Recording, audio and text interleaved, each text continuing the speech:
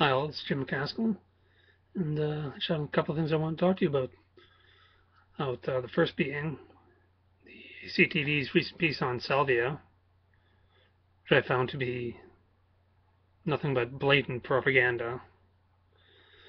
Uh, Basically, the CTV was showing you a couple teary-eyed mothers trying to manipulate you emotionally into thinking that Salvia is this great evil, this great scourge.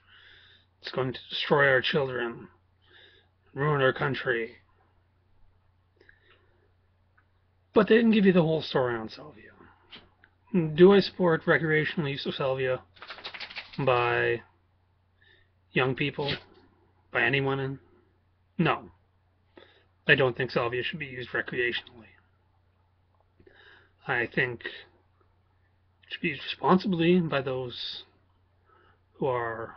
I'm just going to preface this by saying that I've never actually used Salvia myself, but I have done quite a bit of reading since that CTV piece came on. I do believe you can use Salvia responsibly if you're the type or either or are on a spiritual journey, seeking spiritual enlightenment for the traditional religious purposes that it was used for by the native Mexicans. And if you actually read into some of the research that's being done on salvia, this is an interesting plant which researchers are saying has some interesting potential to cure addictions. As far as drugs go, it's actually not addictive. It'll give you an intense experience, but it is not addictive. They've actually done studies where they've given rats cocaine, gotten the rats hooked on cocaine, and then they've given them salvia, and they've been able to use salvia to get them off cocaine without incident. Studies have also suggested that salvia could be used to help treat, or at least some of the chemicals in salvia, used to help treat diseases such as Alzheimer's, bipolar disorder, schizophrenia. Well, some studies have even suggested that it could help cure cancer or HIV.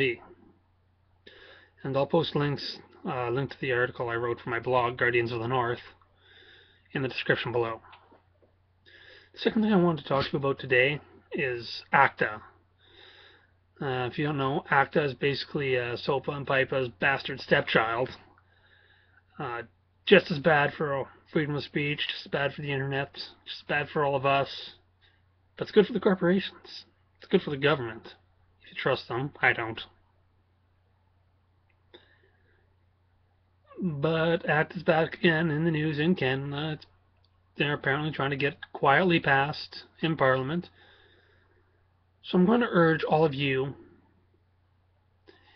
if you fought against SOPA, if you fought against PIPA, to get on the horn, call your MPs, call your MPPs, call the Prime Minister's office, and say, you do not support ACTA. And that if the government tries to pass ACTA, there will be consequences come the next election.